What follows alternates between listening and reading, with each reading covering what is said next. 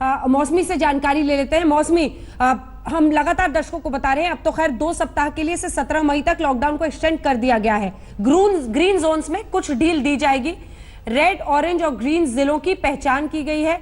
ये नई जो शर्तें हैं वो हम आपको बता रहे हैं। 130 जिले, ये बीती शाम से बताया जा रहा था, 130 जिले रेड जोन में रहेंगे। मेट्रो शहर, कोरोना का खतरा यहां पर सबसे ज्यादा है, जो हम लगातार आपको दिखा रहे हैं। ग्रीन जोन में कुछ रियायतें मिलेंगी। बोलो फोन करके। मौसमी, कोई नई जानकारी अगर गाइडलाइंस पर हो तो आप बताएं हमारे दर्शकों को। फाइलिंग जो जी अंजना, देखिए बहुत महत्वपूर्ण है ये जानना कि रिस्क प्रोफाइलिंग हुई है हर एक ज़िले की, और उसके चलते ही रेड, ग्रीन और ऑरेंज जोन्स में बांटा गया है।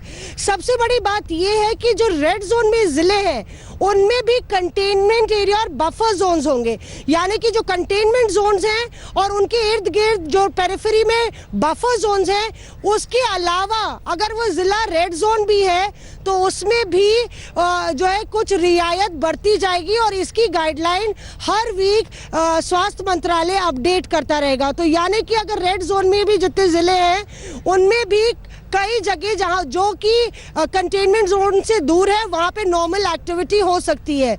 महत्वपूर्ण बात यह भी है कि अगर कोई 21 दिन तक कोई भी जिले में कोई केस रिपोर्ट नहीं हुआ है, नया केस नहीं आया है, तो वो ग्रीन जोन में तब्दील हो जाएगा, और ग्रीन जोन से ग्रीन जोन जाने की जो आवाजाही है या आगमन है वो संभव हो सकेगा। क्योंकि अर्थव्यवस्था को बूस्ट करने के लिए और जो नॉर्मल इकोनॉमिक एक्टिविटी है ग्रीन जोन्स में, उसको कैसे जो है स्टिमुलस दिया जाए, इस पर गृह मंत्रालय और मोदी सरकार की खासतौर पर नजर थी। इसके अलावा याद रखिए कि बच्चे अगर 10 साल से नीचे के हैं, सीनियर सिटीजन्स हैं, या फिर कोई भी क्रॉनिक एलिमेंट से जूझ रहे हैं, उनको अनुमति नहीं है बिल्कुल भी बाहर निकलने की। उनको कहा गया है कि उनको घर में ही रहना पड़ेगा जब तक ये लॉकडाउन चलता है अगले 2 हफ्ते तक। इम्पोर्टेंट ये भी है कि लगातार हर हफ्ते वीकली प्रोफाइलिंग होगी, रिस्क प्रोफाइलिंग होगी, और जिलों की स्टेटस जो है वो चेंज हो सकते हैं। पर ये मत सोचिए कि मॉल्स भी खुल जाएंगे, पब्स भी खुल जाएंगे, जिम्स भी खुल जाएंगे, स्कूल भी खुल जाएंगे। कुछ ऐसी चीजें हैं, ऐसी फैसिलिटीज हैं जो बंद रहेंगी, जिसमें मॉल की एक्टिविटी है, पब्स हैं, जिम्स हैं, और स्कूल और एजुकेशनल इंस्टीट्यूशंस हैं अंजना। तो महत्वपूर्ण है कि सरकार ने एक मेगा पॉलिसी या मेगा प्लान बनाया है। किस तरह से उनको लगा है कि लॉकडाउन से कोरोना को रोकने में एक बड़ी कामयाबी मिली है, और यही वजह है कि देश के तमाम नागरिकों को सहयोग करना चाहिए। 2 हफ्ते की और बात है, और इस पे हम लोग को एक बड़ी कामयाबी मिल सकती है अगर ये 2 हफ्ते लॉकडाउन, और उसका भी साइंटिफिक रीजन बताया गया है। क्योंकि अभी जो केसेस जहां पे रिपोर्ट नहीं हुए, अगर ये 2 हफ्ते की साइकिल और कंप्लीट हो जाती है अंजना, तो काफी ऐसे जिले हैं जो ग्रीन जोन में आ जाएंगे। और इसी वजह से महत्वपूर्ण है, गृह मंत्रालय को लगा कि 2 हफ्ते के लिए भी सही पर लॉकडाउन को एक्सटेंड किया जाना चाहिए। बिल्कुल, और जो बातें आपने बताई, अगर उसको हम क्लासिफाई करें अलग अलग तरीके से, ये सभी को इंतजार रहेगा कि रिपोर्ट कार्ड की तरह जिस जिले में वो रह रहे हैं वो रेड में है, ऑरेंज में है, ग्रीन में है।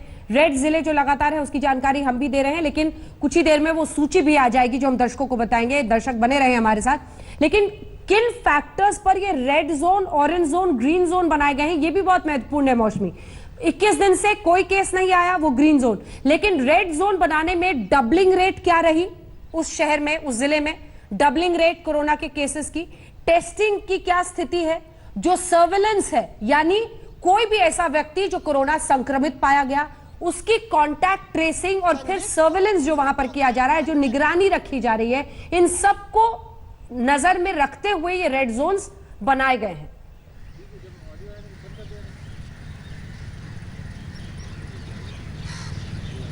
मौसमी जी अंजना, मैं अनुरोध करूंगी कि टॉक बैक बंद कर दे, क्योंकि लगातार टॉक बैक ऑन है। मैं ये कहना चाह रही थी आपको कि जो रेड जोन है वो डबलिंग रेट और जो नंबर ऑफ केसेस हैं जो रिपोर्ट हुए हैं, उनका रिकवरी रेट कितना अच्छा है, रिकवरी रेट कितना खराब है, इस पूरे उस पे जो है आंकड़ों पर गौर किया जाएगा। और ये मत सोचिए कि अगर कोई ग्रीन जोन में है तो वो दोबारा रेड जोन में नहीं जा सकता। 21 दिन का पीरियड है। अगर कोई जिला जो रेड जोन में है और 21 दिन तक उनको केस रिपोर्ट नहीं होता है तो उनको ये रियायत बड़ी दी गई है और एक रिवॉर्ड के तौर पे है, पर उनको स्टैंडर्ड प्रोसीजर्स फॉलो करने पड़ेंगे ताकि दोबारा वो रेड जोन में ना आए। और उसके लिए भी गृह मंत्रालय ने जो गाइडलाइंस है वो निर्धारित की है। मैं आपको ये भी बता रही थी कि किस तरह से कुछ एक्टिविटीज हैं जो एंटरटेनमेंट एक्टिविटीज हैं वो भी रोकी गई हैं। वो इसलिए है क्योंकि कई जोन्स आपस में मिल सकते हैं एक एक्टिविटी को कैरी आउट करने के लिए, और यही वजह है कि इंस्टीट्यूशंस, जो जिम्स हैं, जो शॉपिंग मॉल्स हैं, मार्केट प्लेसेस हैं, उनको अनुमति नहीं दी गई है। पर ऑरेंज जोन का कैटेगराइजेशन आपने देखा होगा, ये ऑरेंज जोन्स इसलिए भी हैं कि टेस्टिंग कितनी हो रही है। अगर उनको लगता है कि पहले केसेस आए थे उसके बाद टेस्टिंग जो है एक जिला बहुत कम कर रहा है तो ग्रीन जोन में डालने की जगह उसको ऑरेंज जोन में डाला गया है। और मैं ये दोबारा कहूंगी कि अगर एक जिला रेड जोन में है, ये एक समस्या देखी गई अंजना की रूरल एरिया भी होता है एक जिले में, और जो क्लस्टर होता है शहर के बीच का हार्ट है वो रेड जोन में है, वो कंटेनमेंट जोन में है। तो क्लस्टर के बाहर और बफर जोन के बाहर जो रूरल एरिया है, जो जहाँ पे ज्यादा आबादी नहीं है, डिस्टेंसिंग है, उनको रियायत अपनी एक्टिविटी कैरी आउट करने के लिए मिलेगी और इसके लिए भी स्पेसिफिक गाइडलाइंस जारी की गई हैं। महत्वपूर्ण बात यह है कि लगातार ministry of health and family welfare इसका रिव्यू भी लेगी।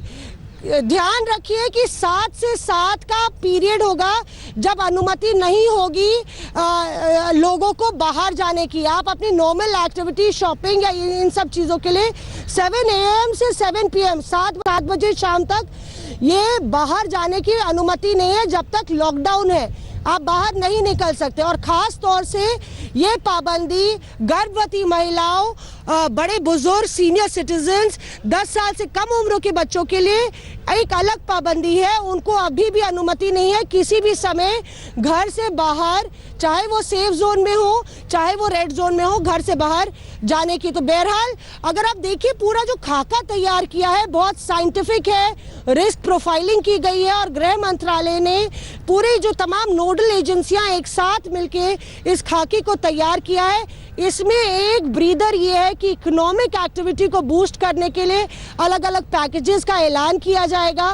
पहले से ही मजदूरों के लिए स्पेशल ट्रेन उनको वापस भेजने के लिए चलाई जा रही है, पर जो रियायतें दी गई हैं वो इसको संज्ञान में लेके दी गई हैं कि कहीं एक कैटलिस्ट के तौर पे ना एक्ट करे रेड जोन्स में अंजना।